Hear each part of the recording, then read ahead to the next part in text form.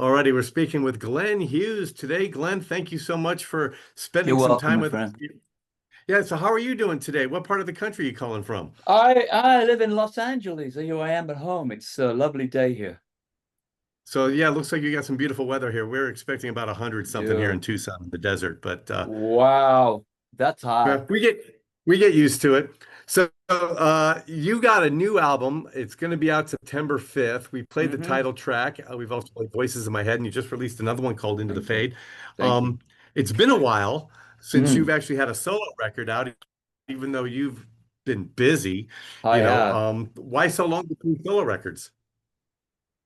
That's a great question. I answer it in the only way I can say how is that I did the last one in 2016. I toured behind it and I did a Black Country album, Black Country Communion, as you know, with Joe Bonamassa.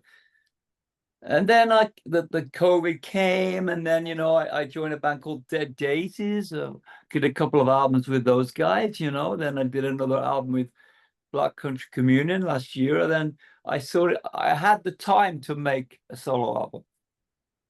Yeah, Obviously you're always working. I look at your biography and everything you've done over the years, and you're always on some project. right. So is it nice to be out go into something where you have total control? It's yours. It's your baby. Of Every song. course, I am generally a solo artist. I like writing the songs myself, and I feel at home when I do that, and no disrespect to anybody I work with, but I feel better when I'm working alone. So when you write, do you come up with the music first, or are you more of a lyricist and then you try to find music that goes with the lyrics? How do you do that? Normally it's me and the acoustic guitar or electric guitar. I have them all over the house here, so in every room there's a guitar and I generally write the lyric secondly. Yeah. Oh, okay.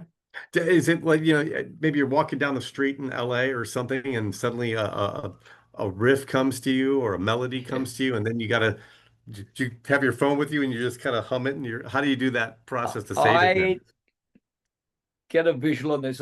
My wife might be watching TV and all of a sudden I get a riff in my head and I'll pause and I'll write it. It's in my head. Then I sing it into my phone. Then I go upstairs and into my studio and track it. And then who is on this solo record with you? Is it different musicians for every song or is it No, you got a band? it's my band that I tour with. Soren Anderson on guitar. Been with me for 17 years. Drums is Ash Sheehan, 8 years in my band. It's a trio. There's only a trio on this album.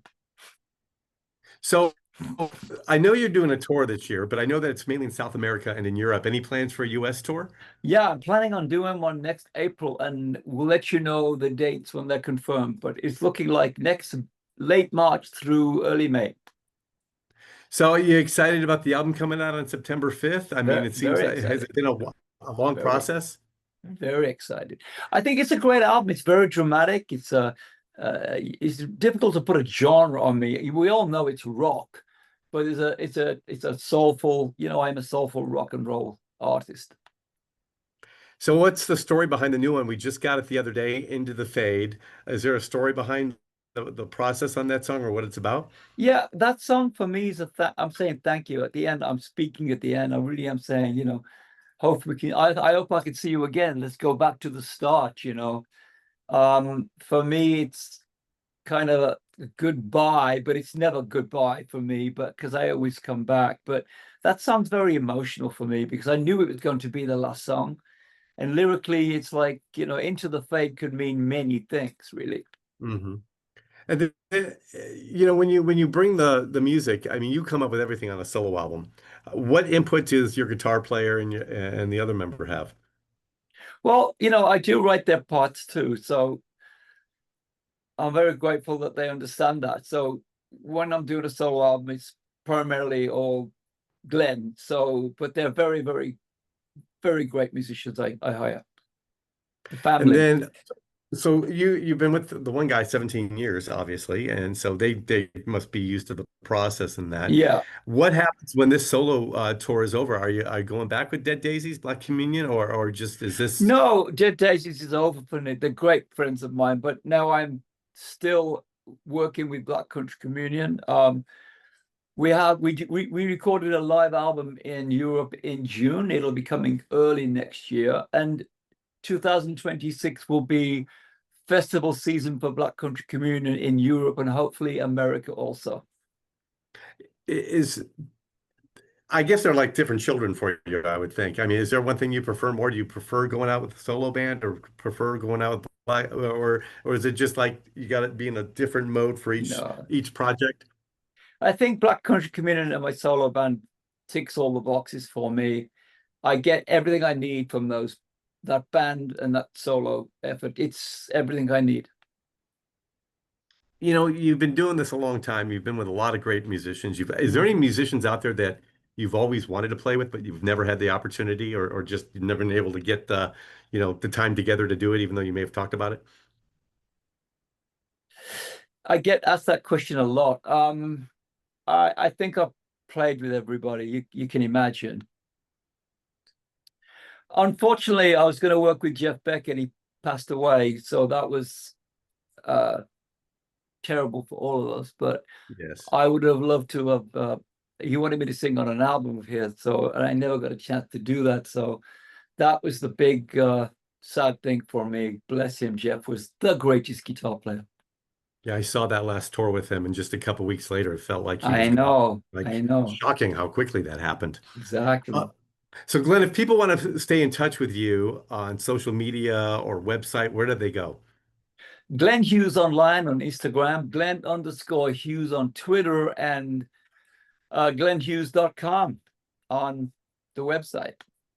So I know you teased a little bit of an American tour here in April that'll be of April of 2026. Have Right. any idea what part of the country you're going to start in? Um, Hopefully at Tucson or Phoenix State. we always start on the West Coast. We start and finish on the West Coast because my equipment is here and my tour bus is here. I'm hoping to hit Arizona on this run. So normally starts in on the West Coast all the way through the South, the Midwest, and the East, all the way coming back. All right. So anybody they've heard a few of the songs off the new album on the station, but if anybody hasn't, heard the whole album yet, because it's not dropped until September 5th, what can people expect on this record? It's a vocal album, as you know, and it's dramatic and groovy and rock and roll. All right. And one quick last question for you, Glenn. Growing up, who inspired you to become a musician? Well, at 12 years old, it was the Beatles. I saw them on TV. I'd heard about them, but then I saw them on TV as a child, and I was playing trombone in the school orchestra, and put the trombone down and said to my mom, "Is it possible if I'm a good boy, you can buy me a guitar for Christmas?" And she did that, and I was very grateful, and I became a guitar playing musician And you've been doing it ever since. ever since. Do you ever look back and go, you can't I have a hard time because in this industry, it's brutal in radio, it's brutal in the music industry and stuff like that. Do you ever look back and go, wow, I'm still doing it when so many of your peers, maybe had one or two Yeah. things that they did, they were done and moved on to working at Home Depot or something. Yeah, I got into this business at the very start when I was a teenager to simply write and sing music. All through my career, I've never really thought of anything other than the work aspect, the writing the music, performing the songs live, and going to play shows. And I've never thought of anything other than that. And just to be part of that experience has been the thing that has kept me grounded. I never have aspirations to do anything really other than perform my music. I've done a lot of business. I've made a lot of great albums and played to many thousands of people. And that for me is one day at a time. And you're still doing it all these years later. So that's got to be a great feeling too, to know that people still want to Full, go see it too. I'm full of gratitude. I really am.